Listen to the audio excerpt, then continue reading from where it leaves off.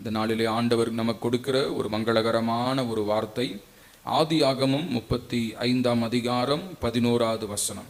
Book of Genesis chapter 35 verses 11. பின்னும் ஆதியாகமம் 35:11 வாசிங்க. பின்னும் தேவன் அவனை நோக்கி, நான் சர்வ வல்லமையுள்ள தேவன், நீ பழகி பெருகுவாயாக, ஒரு ஜாதியும் பற்பல ஜாதிகளின் கூட்டங்களும் உன்னிடத்திலிருந்து உண்டாகும், ராஜாக்களும் உன் சந்ததியில் பிறப்பார்கள். ஆமென். இந்த நல்ல வசனத்துக்காக இந்த வசனத்தின் மேல உங்க வலது கரத்தை வைத்து இந்த வசனத்தை நீங்கள் நாம் சொந்தமாக்கி கொள்ளும்படி நாம் தேவனை ஸ்தோத்திரம் பண்ணுவோம். ஸ்தோத்திரம் ஸ்தோத்திரம் ஸ்தோத்திரம் ஸ்தோத்திரம் ஸ்தோத்திரம் ஸ்தோத்திரம் ஸ்தோத்திரம். ஆமென். ஹல்லேலூயா. ஆண்டவர் இந்த வசனத்தை நமக்கு இந்த மாதத்திலே ஆசீர்வாதமாக கொடுக்கிறார். ஒரு ஜெபத்தோடு நாம் தியானிக்கலாம். நல்ல பிதாவே, உம்மை ஸ்தோத்திரிக்கிறோம். இந்த வசனத்தை நாங்கள் தியானிக்கும் பொழுது எங்கள் இருதயமெல்லாம் கொழுந்து விட்டெறிய உதவி செய்யும். எங்களோடு கூட பேசுங்க. உங்க வார்த்தையின் மகத்துவத்தை, ஆழத்தை, ரகசியத்தை புரிந்து கொள்ள கர்த்தர் ஞான இருதயத்தையும் வேத வெளிச்சத்தையும் ஆண்டவர் கட்டளையிடுவீராக. நீரே வழி நடத்துங்க. இயேசுவின் நாமத்தில் பிதாவே. ஆமேன் ஆமேன் ஆமேன். ஹல்லேலூயா. இந்த வார்த்தை ஆண்டவர் யாருக்கு கொடுக்கிறார் என்றால் யாக்கோபுக்கு கொடுக்கிறார். யாருக்கு கொடுக்கிறாருங்க? யாக்கோபுக்கு கொடுக்கிறார். இந்த வசனங்கள்லாம் நீங்க பார்க்கும் பொழுது, அதாவது 9வது வசனத்திலிருந்து 13வது வசனம் வரைக்கும் ஆண்டவர் கொடுக்கிற ஒரு வாக்குத்தத்தமாக இது காணப்படுகிறது. ஆமென். யாக்கோபுக்கு ஆண்டவர் அநேக வாக்குத்தத்தங்களை கொடுக்கிறார். அந்த வாக்குத்தத்தங்களை கன்ஃபார்ம் பண்ணி மீண்டுமாக அதை ஆசீர்வாதமாக அவர்களுக்கு மாற்றி கொடுக்கிறார். ஆமென். அல்லேலூயா. இங்க வாசிக்கிறோம் பாருங்க, 9வது வசனத்திலிருந்து, யாக்கோபு பதான் ஆறாமிலிருந்து வந்த பின்பு தேவன் அவனுக்கு மறுபடியும் தரிசனமாகி அவனை ஆசீர்வதித்து. அல்லேலூயா. இப்போ தேவ பிள்ளை இந்த இடத்துல படிக்கிறோம், அந்த யாக்கோபு ஆண்டவருடைய வார்த்தைக்கு கீழ்ப்படியும் பொழுது, ஆமென், ஆண்டவர் கொடுக்கிற ஒரு ஆசீர்வாதம். இந்த யாக்கோபுடைய வாழ்க்கையை நாம் பார்க்கும் பொழுது, யாக்கோபு ஒரு கூடாரவாசியாய் இருக்கிறான். ஆமென். என்னவா இருக்கிறானுங்க? கூடார. அவன் சகோதரனாகிய ஏசா எப்படிப்பட்டவன்? ஒரு வனவாசியாக, வனசஞ்சாரியாக, வேட்டையாடுவனாக அவன் காணப்படுகிறான். ஆனால் யாக்கோபோ வீட்டுக்குள்ளாரியே இருந்து கொண்டிருக்கிறான். இப்படிப்பட்ட சூழ்நிலையிலே அவனுடைய தகப்பனார் அந்த மூத்த மகனாகி ஏசாவை அழைத்து அவனை பார்த்து சொல்லுகிறார், எனக்கு வயதாகிவிட்டது, ஆகவே நான் மரிப்பதற்கு முன்பதாக உன்னை ஆசீர்வதிக்க வேண்டும். நீ காட்டிலே போய் வேட்டையாடின அந்த மிருகத்தை நல்ல உணவாக சமைத்து எனக்கு கொண்டு வா, நான் சாப்பிட்டு விட்டு உன்னை ஆசீர்வதிக்கிறேன் என்று சொன்னார். இந்த வார்த்தை யார் கேட்டுக்கொண்டிருந்தா? ரெபேக்காள் கேட்டுக்கொண்டிருந்தாள். ஆகவே என்ன செய்யறாங்க? ஏசா போனவுடன் தன் மகனாகிய யாக்கோபிடத்துல போய் சொல்லி அவனை கரெக்ட் பண்ணி அவருடைய தகப்பனாருக்கு ஏற்ற உணவாக சமைத்து அவன் கையில கொடுத்து அனுப்புகிறார்கள். அப்பொழுது அந்த யாக்கோபு என்ன செய்யறான்? தன் அண்ணனுடைய வஸ்திரத்தை போட்டுக்கொண்டு கையிலே தோல் உடை, அதாவது ஆட்டினுடைய அந்த தோலை அவன் கையிலே போர்த்து கொண்டு போகிறான். இப்படியாக போய் தன் தகப்பனார் கண் பார்வை சரியாக தெரியாதபடினாலே நான் தான் ஏசா வந்திருக்கிறேன் என்று சொல்லி என்ன செய்தான்? ஆசீர்வாதத்தை சுதந்தரித்து கொண்டான், பெற்றுக்கொண்டான். அதை பெற்றுக்கொண்டு அவன் வெளியே வந்த பிற்பாடு உடனே அந்த டைம்ல யார் வருகிறான்? ஏசா வருகிறான். வந்து தன் தகப்பனுக்கு நல்ல உணவை கொடுக்கும் பொழுது தகப்பன் என்ன செய்யறான்? பயந்து நடுங்கி, என்னப்பா இப்பதான் ஏசா வந்துட்டு போனான்னு சொன்னா, அதுக்கப்புறம் இன்னொரு ஏசா வந்திருக்கிறியே, நீ யாரு அப்படின்னு சொல்லி கேட்கும் பொழுது அவன் புரிந்து கொண்டான், தன்னுடைய தம்பி ஏமாற்றி அந்த ஆசீர்வாதத்தை வாங்கி கொண்டான் என்று. அதற்கு பிற்பாடு அந்த ஏசாவுக்கு ஒரு கோபம் வருகிறது. என்ன கோபம்னு அவர் சொல்றாரு, என் தகப்பனுக்காக துக்கிக்கிற நாட்கள் சீக்கிரத்துல வரப்போகிறது, அதுக்கப்புறம் என்ன செய்ய போறேன்? என் தம்பியை நான் சும்மா விட மாட்டேன், அவனை உயிரோட வைக்க மாட்டேன் அப்படின்னு சொல்றான். இதை யார் கேட்டிருக்கிறா? ரெபேக்காள் கேட்டுக்கொண்டிருக்கிறாள். அந்த வார்த்தைகளை கேட்டவுடன் அவ சொல்றான், தன் புருஷனிடத்துல போய் சொல்லி, இப்படி ஏசா சொல்லிட்டு இருக்கிறான், அதனால என்னுடைய குமாரர்களை 2 பேரையும் நான் இழக்க விரும்பல, அதனால யாக்கோபு காப்பாற்றப்பட வேண்டுமானால் அவனை என்னுடைய அண்ணன் வீட்டுக்கு, லாபான் வீட்டுக்கு அனுப்ப வேண்டும் என்று சொல்லி அங்கே சொல்லும் பொழுது யாக்கோபு அவனை அழைத்து என்ன செய்யறானுங்க? ஆசீர்வதித்து அனுப்புகிறான். இதெல்லாம் எங்க வாசிக்கிறீங்க? ஆதியாகமம் 27ஆம் அதிகாரத்துல நாம் வாசிக்கிறோம். 28ஆம் அதிகாரத்துல ஈசாக்கு தன் மகனை ஆசீர்வதித்து அனுப்புகிறான். அனுப்பும் பொழுது யாக்கோபு என்ன செய்யறானுங்க?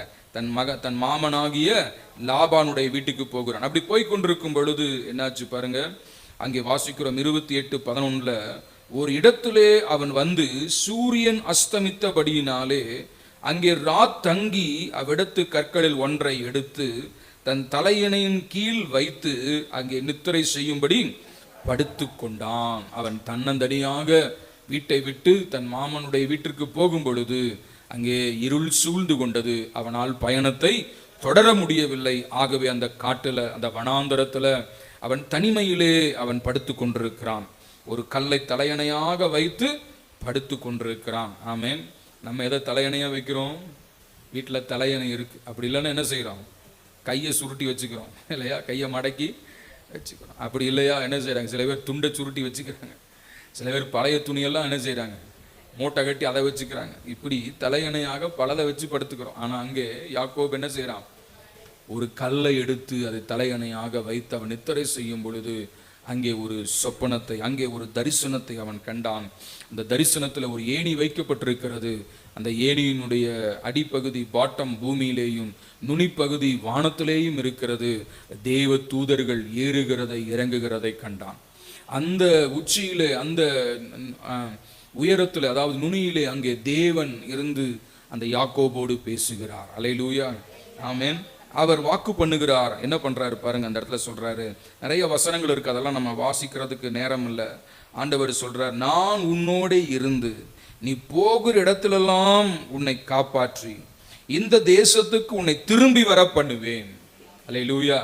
நீ பயத்தோட போறப்பா, நான் என்ன செய்வேன்? கூட இருந்து நீ போகிற இடத்துலலாம் நான் உன்னை காப்பாற்றி நான் உன்னை என்ன செய்வேன்?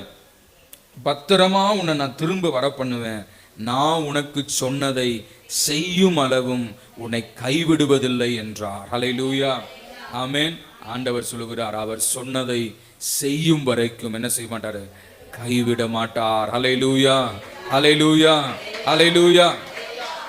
பக்தன் ஒரு பாட்டே பாடி இருக்கிறார்களே, சொன்னதை செய்யும் வரை அவர் கைவிட மாட்டார். ஆமென். அங்க பாடிட்டு இருந்த நேரம் பத்தாது. ஆகவே நான் இந்த வசனத்தை தொடர விரும்புகிறேன். ஆண்டவர் தேவன் ஒரு வாக்கு பண்றாரு. நீ பயந்து நடுங்கி படுத்துட்டு இருக்கிற யாக்கோபே, நீ வெறுமையா இருக்கிற, கோலும் கையுமா இருக்கிற, நீ பயத்தோட போற. ஆனா நான் என்ன செய்வேன் தெரியுமா? உன் கூட இருந்து உன்னை காப்பாற்றி, உன்னை தனியா இல்ல, உன்னை பெரிய கூட்டமாக உன்னை என்ன செய்வேன்? திரும்பி வர பண்ணுவேன். நான் உனக்கு சொன்னதை நிறைவேற்றும் அளவும் உன்னை நான் கைவிடுவேன். அல்லேலூயா. மனிதர்கள் பல வார்த்தைகளை சொல்லுவாங்க, ஆனா என்ன செய்வாங்க? அந்த வார்த்தையை செய்ய மாட்டாங்க, கைவிட்டுருவாங்க, மறந்துடுவாங்க. ஆனா ஆண்டவர் சொன்னதை செய்வார். அல்லேலூயா. கைவிடவே மாட்டார். ஆமென். அப்பொழுது யாக்கோபு காலையில எழுந்து அவன் தலையணையாக நிறுத்தி வைத்திருந்த அந்த கல்லை எடுத்து நிறுத்தி அதன் மேல் எண்ணெயை வார்த்து அந்த இடத்துக்கு அவன் பேர் என்ன சொல்றான்? இது வானத்தின் வாசல் என்று சொல்லுகிறான். அது மாத்திரமல்ல, அந்த ஸ்தலத்திற்கு பெத்தேல் என்று பெயரிட்டு, அல்லேலூயா. முன்னாடி அதுக்கு என்ன பெயர்? லூஸ். ஆனா இப்போ யாக்கோபு என்ன பெயர் வைக்கிறாரு? பெத்தேல். பெத்தேல் என்றால் என்ன அர்த்தம்? வானத்தின் வாசல், தேவ தூதர்கள் ஏறுகிற இறங்குகிற இடம். அப்போ அந்த இடத்துல யாக்கோபு சொல்றான், என்னை காப்பாற்றி என்னை பத்திரமாய் கொண்டு வருவீரானால் நான் என்ன செய்வேன்னா, இந்த இடத்துல வந்து எனக்கு தருகிற எல்லாவற்றிலும் உமக்கு நான் தசம பாகம் செலுத்துவேன் என்று பொருத்தனை பண்ணி கொண்டு போனான். இப்படியாக யாக்கோபு மாமனார் வீட்டுக்கு போய் அங்கே 20 ஆண்டு காலம் இருக்கிறார். அல்லேலூயா. 20 ஆண்டு காலம், 14 வருடங்கள் தன்னுடைய 2 மனைவிகளுக்காக வேலை செய்கிறார். 6 வருடம் தனக்காக வேலை செய்கிறார். அந்த 6 வருடத்துல ஆண்டவர் மிகப்பெரிய வளர்ச்சியை, மிகப்பெரிய ஆசீர்வாதத்தை கொடுத்து நிறைய ஆடு மாடுகள், வேலைக்காரர்கள், வேலைக்காரிகள், 13 பிள்ளைகள், இப்படியாக ஒரு பெரிய மனிதனாக உயர்த்தப்பட்டான். இப்படி அவன் ஆசீர்வாதமாக இருக்கும் பொழுது அவனுடைய மாமனாருடைய பிள்ளைகள், பசங்க அவனை பார்க்கறாங்க. பார்த்த பொழுது அவர்களுக்குள்ள என்ன வந்துருச்சு? ஒரு பொறாமை வந்துருச்சு. அவங்க முகங்கள் முதல்ல இருந்த மாதிரி இல்லை. ஆமென். அவங்க பார்க்குற பார்வை என்ன ஆகுது? வித்தியாசமா இருக்கு. எங்கடா இவன் ஒண்ணுமில்லாம வந்தவன், வெறுங்கையோட வந்தவன், இன்னைக்கு நம்ம இடத்துல வந்து இவ்வளோ பெரிய மனுஷன் ஆயிட்டான்னு சொல்லி என்ன செஞ்சாங்க? அவன் மேல் பொறாமை கொண்டார்கள். அப்பொழுது ஆண்டவர் என்ன சொல்றாரு பாருங்க, 31ஆம் அதிகாரம் 3வது வசனத்தில் நீங்க படிக்கும் பொழுது 31:3, கர்த்தர் யாக்கோபை நோக்கி உன் பிதாக்களுடைய தேசத்திற்கும் உன் இனத்தாரிடத்திற்கும் நீ திரும்பி போ, நான் உன்னோடு கூட இருப்பேன் என்றார். Price God. அல்லேலூயா. 20 வருஷம் அமைதியாய் இருந்து ஆசீர்வதித்து அவனை வளரச் செய்த ஆண்டவர் இப்ப பார்க்கறாரு. என்ன சொல்றாரு? 20 வருஷம் கழிச்சு யாக்கோபை பார்த்து சொல்றாரு, உன் பிதாக்களுடைய தேசத்துக்கு நினைத்தார் இடத்துக்கு நீ என்ன செய்? திரும்பி போ. அல்லேலூயா. Go back to your place. Go back to your place. Amen. Go back, and wherever go back, and which place I have shown your vision. நான் எந்த இடத்துல உனக்கு தரிசனமானேனோ, எந்த இடத்துல என்னை உனக்கு வெளிப்படுத்தினேனோ, அந்த இடத்துக்கு நீ போய் என்ன செய்யணும்? ஒரு பலிபீடத்தை கட்டி தொழுது கொள்ள வேண்டும் என்று சொல்லி ஆண்டவர் சொல்லி அனுப்புகிறார். ஆமென். அப்போ யாக்கோபு திரும்பி வருகிறான். வருகிற வழியிலே ஏசாவை சந்திக்கிறான். அவனுக்கு மிகுந்த பயம். ஏசா வருகிறான் என்று சொன்ன உடனே என்னாச்சு? அவன் பிந்தி தனித்து அந்த யாப்போக்கு நதிக்கரையிலே போராடி ஜெபிக்கிறான். ஜெபித்த பொழுது ஆண்டவர் கேட்கிறார், உன் பேர் என்னப்பா? அவன் சொல்றான், என் பேர் யாக்கோபு, எத்தன், ஏமாற்றுக்காரன். அப்போ ஆண்டவர்கிட்ட என்னை ஆசீர்வதியும் என்று கேட்ட பொழுது ஆண்டவர் அவன் பெயரை மாற்றி, you are no more Jacob, hereafter you will be called Israel. ஆமென். நீ யாக்கோபு அல்ல, நீ இஸ்ரவேல் என்று சொல்லி அவனை ஆசீர்வதிக்கிறார். அல்லேலூயா. ஆமென். அது ஆதியாகமம் 32ஆம் அதிகாரம் 28வது வசனத்திலே வாசிக்கிறோம். அப்பொழுது அவர் உன் பேர் இனி யாக்கோபு எனப்படாமல் இஸ்ரவேல் எனப்படும், தேவனோடும் மனிதனோடும் போராடி மேற்கொண்டாயே. ஆமென். உன் பேர் இனி என்னல்ல? யாக்கோபு அல்ல, உன் பேர் என்ன? இஸ்ரவேல். ஆண்டவர் அவனை ஆசீர்வதிக்கிறார். அதுக்கப்புறம் யாக்கோபு எங்க போறார்னா சுக்கோத்துக்கு போகிறார். அதுக்கப்புறம் பார்க்கும் பொழுது அந்த சீகேமுக்கு போகிறார். சீகேம்ல தீனால் சுத்தி பார்க்க போகிறாள். அது நிமித்தமாக அங்கே பிரச்சனைகள் வருகிறது. அங்கே அந்த ராகேலுடைய 2 குமாரர்கள் அவர்கள் போய் என்ன செய்றாங்க? அந்த சீகேம் ஊராரெல்லாம் கொன்று போடுகிறார்கள். அந்த இடத்துல இருந்து யாக்கோபு என்ன செய்றாருங்க? திரும்ப அதான் பாருங்க 35ல படிக்கிறோம். 35:1 நீ எழுந்து பெத்தேலுக்கு போ. அல்லேலூயா. ஆமென். நிறைய பாடுகளை கஷ்டங்களை சந்தித்த அந்த யாக்கோபை பார்த்து சொல்றாரு, எங்க போ? நீ பெத்தேலுக்கு போ. அல்லேலூயா. பெத்தேல் என்றால் என்ன அர்த்தம்? வானத்தின் வாசல், தேவ தூதர்கள் ஏறுகிற இறங்குகிற இடம் என்று சொல்லுகிறார். ஆமென். அதுதான் அந்த இடத்துக்கு நீ போ. அங்கே நீ குடியிருந்து, ஆமென், அங்கே நீ குடியிருந்து உன் சகோதரனாகிய ஏசா முகத்திற்கு விலகி ஓடி போகிற போது உனக்கு தரிசனமான தேவனுக்கு அங்கே ஒரு பலிபீடத்தை உண்டாக்கு என்றார். அல்லேலூயா. ஆண்டவர் சொல்றாரு, அப்பா நீ போகும் பொழுது கோலும் கையுமா போகும் பொழுது ஒரு பொருத்தனை பண்ணினாயே. என்ன பொருத்தனை பண்ணின? நான் திரும்பி வந்து இந்த பெத்தேலிலே தசம பாகம் செலுத்துவேன். ஆனால் யாக்கோபு திரும்பி வந்தாரு. திரும்பி வந்து நேரம் எங்க போகல? பெத்தேலுக்கு போகல, சீகேமுக்கும் அப்புறம் மற்ற சுக்கோத், சீகேம் இந்த இடங்களுக்கு தான் போனாரு. ஆண்டவர் திரும்பவும் தோன்றி சொல்லுகிறார், கோ பேக் டு பெத்தேல். ஆமென். உன் சகோதரனுக்கு நீ விலகி ஓடும் பொழுது உனக்கு தரிசனமாகி உனக்கு வாக்கு பண்ணின அந்த இடத்துக்கு நீ என்ன செய்? போ என்று சொல்லி அந்த யாக்கோபை ஆண்டவர் அனுப்புகிறார். அல்லேலூயா. அந்த யாக்கோபு எங்க வருகிறான்? அந்த பெத்தேலுக்கு வருகிறான். பெத்தேலுக்கு வந்து 7வது வசனம் பாருங்க. 7வது வசனம் படிங்க. அங்கே அவன் ஒரு பலிபீடத்தை கட்டி தன் சகோதரனுடைய முகத்துக்கு தப்பி ஓடின போது அங்கே தனக்கு தேவன் தரிசனமானபடியால் அந்த ஸ்தலத்திற்கு ஏல் பெத்தேல் என்று பெயர். ஹல்லேலூயா. என்னாச்சுங்க? ஏல் பெத்தேல். ஆமென். முதல்ல போகும்போது என்ன வைக்கிறான்? பெத்தேல். போகும்போது வெறுங்கையோட போனா, திரும்பி வரும்போது என்ன பேர் வைக்கிறான்? ஏல் பெத்தேல். கர்த்தர் என்னை பத்திரமாய் கொண்டு வந்தார். அல்லேலூயா. கர்த்தர் என்னை 2 பரிவாரங்களோடு கொண்டு வந்தார். கர்த்தர் சொன்ன வாக்கை நிறைவேற்றினார் என்று சொல்லி அந்த இடத்துக்கு என்ன பேர் வைக்கிறான்? ஏல் பெத்தேல். அல்லேலூயா. ஆமென். அப்போ அந்த அந்த அந்த இடத்துல தான் ஆண்டவர் யாக்கோபுக்கு திரும்பவும் தரிசனமாகி அவனை ஆசீர்வதித்து, அல்லேலூயா. அப்ப ஆண்டவருடைய வார்த்தைக்கு கீழ்ப்படிந்து, ஆமென், நம்ம ஆண்டவர் சொல்லுகிற இடத்துக்கு நம்ம போகும் பொழுது, அல்லேலூயா, கர்த்தருடைய வார்த்தை வெளிப்படுகிற இடத்துக்கு நாம் வரும் பொழுது, சபைக்கு நாம் ஒழுங்காக வரும் பொழுது, ஆராதனைகளுக்கு நாம் ஒழுங்காக வந்து ஆண்டவருக்கு நாம் பலி செலுத்தும் பொழுது ஆண்டவர் என்ன செய்றாருங்க? மீண்டும் நம்மை ஆசீர்வதிக்கிறார். அல்லேலூயா, அல்லேலூயா, ஆமென். யாக்கோபு மறுபடியும் எங்கே வந்தான்? பெத்தேலுக்கு வந்தான். அல்லேலூயா. அப்ப நாம் திரும்ப திரும்ப எங்க வரணும்? பெத்தேலுக்கு வரணும். தேவன் தரிசனமாகிற இடத்துக்கு வரணும். தேவன் பேசுகிற இடத்துக்கு வரணும், தேவன் வாக்கு பண்ணுகிற இடத்துக்கு வரணும். அல்லேலூயா, ஆமென். அங்கேதான் கர்த்தர் நமக்கு ஆசீர்வாதத்தை வைத்திருக்கிறார். அங்கே வந்து என்ன செய்தான்? பலி செலுத்தி ஆண்டவரை தொழுது கொண்டான். அப்பொழுது ஆண்டவர் அவனுக்கு மறுபடியும் தரிசனமாகி சொல்றாரு, இப்பொழுது உன் பேர் யாக்கோபு, இனி உன் பேர் யாக்கோபு எனப்படாமல் இஸ்ரவேல் என்று உனக்கு பெயர் உண்டாகும். அல்லேலூயா, ஆமென், அல்லேலூயா. யாக்கோபுன்னா எத்தன், இஸ்ரவேல் என்ன அர்த்தம்? திரள் ஜாதிகளுக்கு தகப்பன், ஆசீர்வாதங்களுக்கு தகப்பன், ஆசீர்வதிக்கப்பட்டவன் என்று சொல்லி ஆண்டவர் அவன் பெயர் என்னவா மாற்றினாருங்க? இஸ்ரவேலாக மாற்றி. அல்லேலூயா, ஆமென். போகும்போது யாக்கோபா போனான், திரும்பி வந்தபோது எப்படி வந்தான்? இஸ்ரவேலாக வந்தான். அல்லேலூயா. போகும்போது வெறுங்கையோட போனான், திரும்பி வரும்பொழுது பரிவாரங்களோட வந்தான். ஆமென். தேவ சமூகத்துக்கு அவன் வந்த பொழுது ஆண்டவர் அவனை மீண்டும் ஆசீர்வதித்து மீண்டும் அவனுக்கு பெயரை உறுதிப்படுத்தி, நீ யாக்கோப் என்று எண்ணப்படாமல் இஸ்ரவேல் என்று உனக்கு பெயர் வழங்கும் என்று சொல்லி அவனுக்கு இஸ்ரவேல் என்று பெயரிட்டார். அல்லேலூயா, ஆமென். ஆண்டவர் அப்பவும் விடல பாருங்க, பின்னும் தேவன் அவனை நோக்கி, இதுதான் நமக்கு வாக்குத்தத்தமாக கொடுத்த வார்த்தை. பின்னும் தேவன் அவனை நோக்கி. அல்லேலூயா. ஆண்டுடைய வார்த்தை கீழ்ப்படிந்து அவருடைய சமூகத்தில் நாம் இருக்கும் பொழுது மீண்டும் மீண்டும் ஆண்டவர் நம்மோடு பேசுகிறவராயிருக்கிறார். அல்லேலூயா. மீண்டும் மீண்டும் ஆண்டவர் நம்மை ஆசீர்வதிக்கிறவராயிருக்கிறார். அல்லேலூயா, ஆமென். ஒரு முறை சொல்லிட்டார், அதுக்கப்புறம் விடல, திரும்பவும் சொல்லுகிறார், பின்னும் அவனை நோக்கி. அல்லேலூயா. பின்னும் அவனை நோக்கி கர்த்தர் என்ன சொல்றாரு பாருங்க, நான் சர்வ வல்லமையுள்ள தேவன். அல்லேலூயா. என்ன சொல்றாரு? நான் சர்வ வல்லமையுள்ள தேவன். அல்லேலூயா, ஆமென். I am almighty God. அல்லேலூயா. நான் சர்வ வல்லமையுள்ள தேவன்.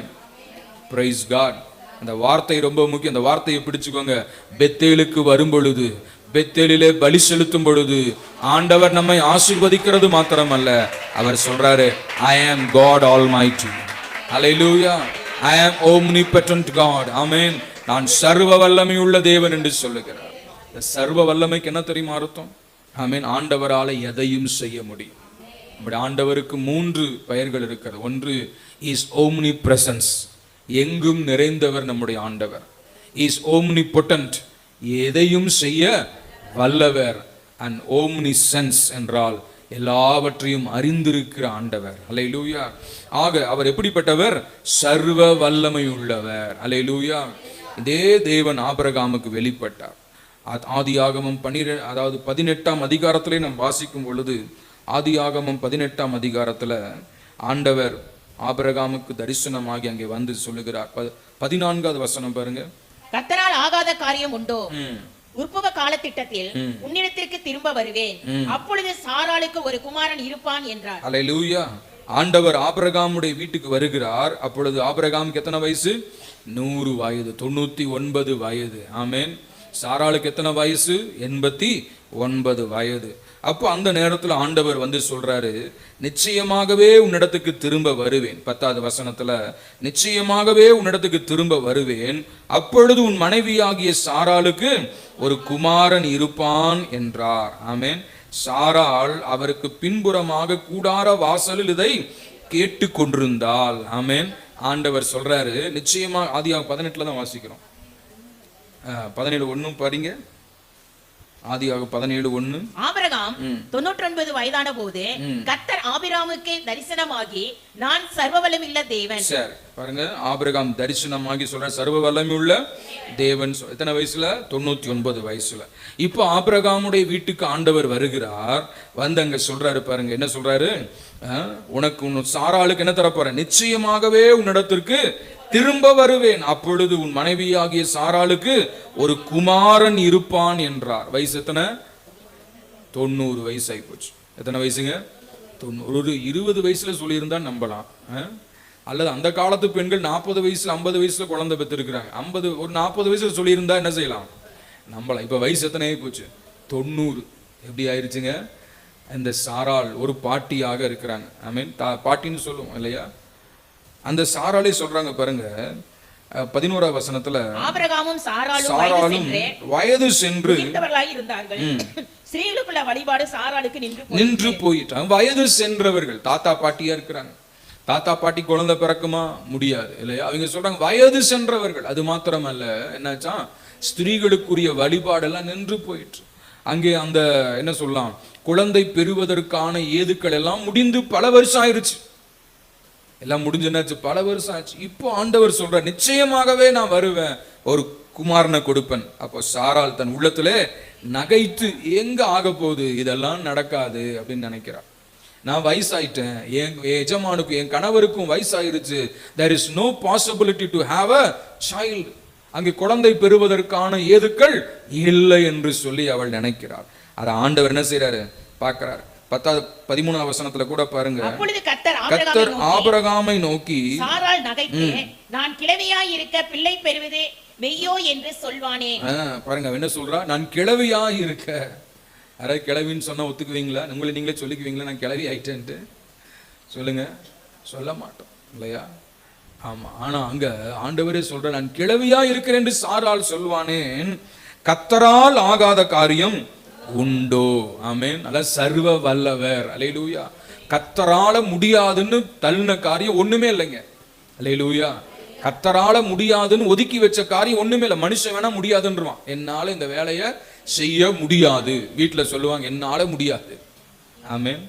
அல்லேலூயா. பிள்ளைகள் சொல்லுவாங்க, என்னால முடியாது, என்னால முடியாது, எனக்கு உடம்பு கஷ்டமா இருக்கு, முடியாது, எனக்கு கை கால் வலிக்குது, முடியாது, எனக்கு தெரியாது, என்னால முடியாது. ஆனா ஆண்டவர் ஒரு நாளும் முடியாது என்று சொல்ல மாட்டார். அல்லேலூயா. ஆமென். அவர் வல்லமையில் பெரியவர், அவர் அற்புதங்களின் தேவன். அல்லேலூயா. என்ன மாறுதலாய் போயிருந்தாலும் அதை திரும்ப கொண்டு வர அவரால முடியும். அல்லேலூயா. என்ன நின்று போயிருந்தாலும் அதை திரும்ப உருவாக்க அவரால முடியும். ஆகவே தான் சொல்றாரு, I am God Almighty. அல்லேலூயா. நான் சர்வ வல்லமையுள்ளவர். ஆகவே ஆண்டுடைய வல்லமை என்ன செய்யாதீங்க, மட்டுப்படுத்திடாதீங்க. அல்லேலூயா. நான் சர்வ வல்லமை உள்ளவர். அவர் நம்முடைய வாழ்க்கையில் எப்படி இருக்கிறாருங்க, சர்வ வல்லமை உள்ளவராய் இருக்கிறார். விசுவாசிக்கிறவர்கள் கரங்களை தட்டி ஆண்டவரை மகிமைப்படுத்துங்க பார்க்கலாம். அல்லேலூயா. ஆமென். எந்த சாரால் முடியாது ஆகாதுன்னு நினைச்சாங்களோ அதே சாராளுக்கு ஒரு குழந்தை பிறந்தது. அல்லேலூயா. ஆமென். கர்த்தருக்கு மகிமை உண்டாவதாக. Praise God. சர்வ வல்லவர். ஆமென். அதே போல ஆதியாகமம் 22ஆம் அதிகாரத்தில் நீங்க வாசிக்கும் பொழுது, ஆபிரகாம் தன் மகனாகி ஈசாக்கை அழைத்து கொண்டு போகிறான் பலியிடும்படியாக. மகன் கேட்கிறான், என்ன கேட்கிறான்? அப்பா, விறகு இருக்கிறதே, நெருப்பு இருக்கிறதே, பலிக்கான மிருகம் எங்கே? ஆபிரகாம் சொல்ல, கர்த்தர் பார்த்து கொள்வார். அவனுக்கு தெரியும், நான் ஆராதிக்கிற தேவன் சர்வ வல்லவர். ஆமென். அந்த ஊர் என்கிற கல்தேர் தேசத்துல ஒன்றுமில்லாமல் சிலை செதுக்கிற குடும்பத்தில் இருந்த என்னை ஆண்டவர் ஆசீர்வதித்து இன்றைக்கு என்னை உயர்த்தி வைத்திருப்பாரானால். ஆமென். ஆமென். அல்லேலூயா. கர்த்தர் ஆபிரகாமை சீமானா வச்சிருந்தார்.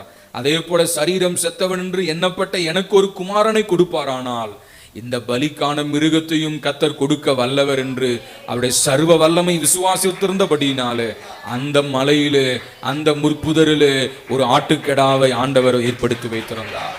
ஆமென். He is God Almighty. அவர் சர்வ வல்லவர். அவர் சொல்றார் யாக்கோபை பார்த்து, நான் சர்வ வல்லவர். நம்புங்க, அவர் சர்வ வல்ல, எதையும் அவரால் செய்ய முடியும். அல்லேலூயா. மரித்து போய் அடக்கம் பண்ணப்பட்டு 4 நாள் நாறி போன லாசருவின் சரீரத்தை எழுப்ப அவரால் முடியுமானால் நம்முடைய வாழ்க்கையில இதெல்லாம் அது அடைப்பட்டு கிடக்கிறதோ, தடைப்பட்டு கிடக்கிறதோ, அதை எல்லாம் ஆமென் திறக்க கொண்டு வர என் ஆண்டவரால முடியும். அல்லேலூயா. சர்வ வல்லவர். அல்லேலூயா.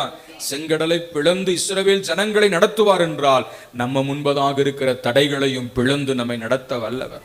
எரிகோக்களை உடைத்து உள்ளே அவர்களை கொண்டு போவார் என்றால் நமக்கு முன்பாக இருக்கிற எரிகோக்களை உடைக்க அவர் வல்லவர். அல்லேலூயா. ஆமென். அப்படியாக என்னென்ன காரியங்கள் தடையாய் இருக்கிறதோ, என்னென்ன காரியங்கள் நாம் முன்னேறுவதற்கு நமக்கு அனுகூலம் இல்லாமல் இருக்கிறதோ, அது எல்லாவற்றையும் நமக்காக வாய்க்க பண்ணி தருகிறவர். ஆகவேதான் சொல்றாரு யாக்கோபை பார்த்து, நான் சர்வ வல்லவர். அல்லேலூயா. நான் சர்வ வல்லமை உள்ள தேவன். அவர் சொல்றார், நீ பழுகி பெருகுவாயாக.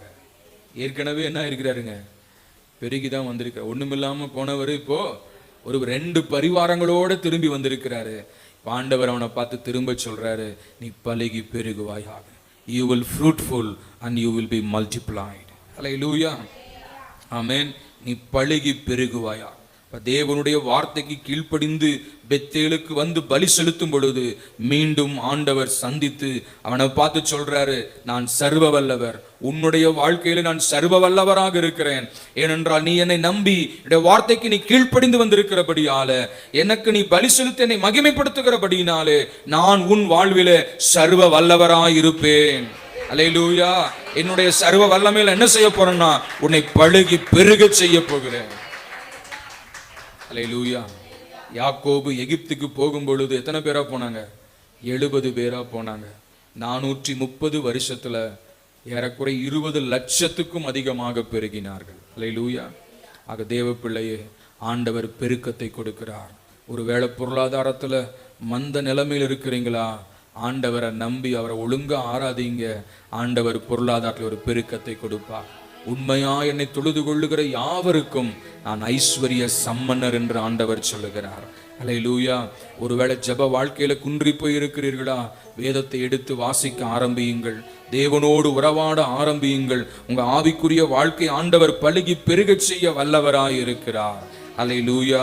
எந்தெந்த காரியத்துல குறைவுபட்டு காணப்படுகிறீர்களோ அதில் எல்லாம் நீங்க பெருக போகிறீர்கள். ஏனென்றால் ஆண்டவர் வாக்கு பண்ணி இருக்கிறார். அல்லேலூயா. ஆமென். அங்கே அவனை பார்த்து, யாக்கோபை பார்த்து சொல்றாரு, ஒரு ஜாதியும் ஒரு ஜாதியும் பற்பல ஜாதிகளின் கூட்டங்களும் உன்னிடத்திலிருந்து உண்டாகும். அல்லேலூயா. ஒரு ஜாதி, என்ன ஜாதி? பரிசுத்த ஜாதி. அல்லேலூயா. தேவனை ஆராதிக்கிற உத்தம ஜாதி உன் குடும்பத்திலிருந்து உண்டாகும். அல்லேலூயா. ஆமென். கர்த்தருக்கு மகிமை உண்டாவதாக. உங்க குடும்பத்தில் ஆண்டவர் கர்த்தரை ஆராதிக்கிற பிள்ளைகளை எழுப்புவார். அல்லேலூயா. ஆமென். கர்த்தருக்காக நிற்கிற பிள்ளைகளை எழுப்புவார். கர்த்தருக்காக ஊழியம் செய்கிற பிள்ளைகளை எழுப்புவார். அது மாத்திரமல்ல, பற்பல ஜாதிகளின் கூட்டங்களும் உன்னிடத்திலிருந்து உண்டாகும். அல்லேலூயா. பற்பல ஜாதிகளின் கூட்டங்களும் உண்டாகும். அது மாத்திரமல்ல, ராஜாக்களும் உன் சந்ததியிலே பிறப்பார்கள். அல்லேலூயா. உங்க சந்ததியில் இருக்கிறவங்க பெரிய பெரிய உயர்வான நிலைமைகளுக்கு வருவார்கள். அல்லேலூயா. கலெக்டராக, ஆமென், டாக்டராக, இன்ஜினியர்களாக, சயின்டிஸ்டாக, பெரிய சமுதாய தலைவர்களாக, அல்லேலூயா, பெரிய அதிகாரிகளாக, பெரிய பெரிய பொறுப்புகள்ல, பெரிய பெரிய பதவிகள்ல வருவார்கள். அல்லேலூயா. ராஜாக்களும் உன் சந்ததியிலே பிறப்பார்கள். அல்லேலூயா. யாக்கோபின் சந்ததியில அநேக ராஜாக்கள் வந்தார்கள். ஆமென். இஸ்ரவேலை அரசாண்ட ராஜாக்கள், யூதாவை அரசாண்ட ராஜாக்கள் எல்லாம் எந்த சந்ததியில வந்தாங்க? யாக்கோபின் சந்ததியில. இன்றைக்கும் ராஜாவாக இருக்கிற நம்முடைய ராஜாதி ராஜாவாக இயேசு கிறிஸ்து இந்த யாக்கோபின் சந்ததியிலே வந்தவர். அல்லேலூயா. ராஜாதி ராஜாக்களும் உன் சந்ததியிலே பிறப்பார்கள். அதே போல பெரிய பெரிய வேலையிலே அதிகாரிகளாக இருக்கிறவர்கள், பெரிய பெரிய உத்தியோகத்துல உயர்வான பதவியில் இருக்கிறவர்கள் உங்கள் சந்ததிகளிலே வருவார்கள். சந்தோஷமே இல்லையா?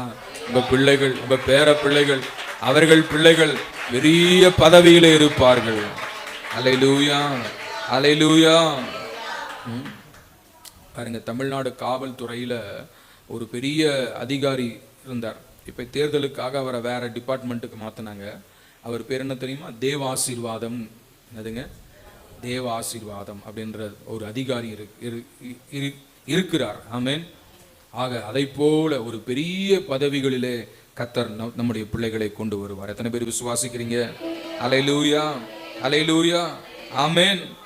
பாருங்க, ஆண்டவர் எவ்வளவோ பெரியவர். ஆமென். அவர் உங்க வாழ்க்கையில, என் வாழ்க்கையில எப்படி இருக்கிறாருங்க? சர்வ வல்லவராக இருந்து நாம் நினைப்பதற்கும் எண்ணுவதற்கும் யோசிப்பதற்கும் அதிகமான பெரிய காரியங்களை நம்முடைய வாழ்க்கையில செய்வார். அல்லேலூயா. ஆமென். ஆண்டவர் திரும்ப சொல்றார், நான் ஆபிரகாமுக்கும் ஈசாக்குக்கும் கொடுத்த தேசத்தை உனக்கு கொடுப்பேன், உனக்கு பின் உன் சந்ததிகளும் இந்த தேசத்தை கொடுப்பேன் என்று சொல்லி தேவன் அவனோடு பேசி அந்த ஸ்தலத்திலிருந்து அவனை விட்டு எழுந்தருளி போனார். அல்லேலூயா. ஆண்டவர் வந்து வாக்கை கொடுத்துட்டு என்ன செஞ்சாருங்க? எழுந்தருளி போனார். அந்த வாக்கு நிறைவேறினது. அந்த வார்த்தை மெய்ப்பித்தது. அந்த வார்த்தை ஆசீர்வாதமாக இருந்தது. ஆகவே இன்றைக்கும் ஆண்டவர் நமக்கு வாக்கு பண்ணுகிறார். பின்னும் தேவன், ஆமென், இந்த இடத்துல அவனைன்ற இடத்துல உங்க பேரை போடுங்க. பின்னும் தேவன் மனோவாவை நோக்கி, நான் சர்வ வல்லமையுள்ள தேவன், மனோவா பலுகி பெருகுவாயாக. ஒரு ஜாதியும் பற்பல ஜாதிகளும் மனோவாவிடத்திலிருந்து உண்டாகும். ராஜாக்களும் மனோவாவின் சந்ததியிலே பிறப்பார்கள். ஹல்லேலூயா. நல்ல வசனங்களுக்காக தேவனை ஸ்தோத்திரம் பண்ணுவோம். ஸ்தோத்திரம், ஸ்தோத்திரம், ஸ்தோத்திரம், ஸ்தோத்திரம், ஸ்தோத்திரம், ஸ்தோத்திரம், ஸ்தோத்திரம். இயேசுவின் நாமத்தில் பிதாவே. ஆமென், ஆமென், ஆமென். நான் அல்ல இயேசுவே என்னில் வாழ்கின்றார். இனி நான் அல்ல இயேசுவே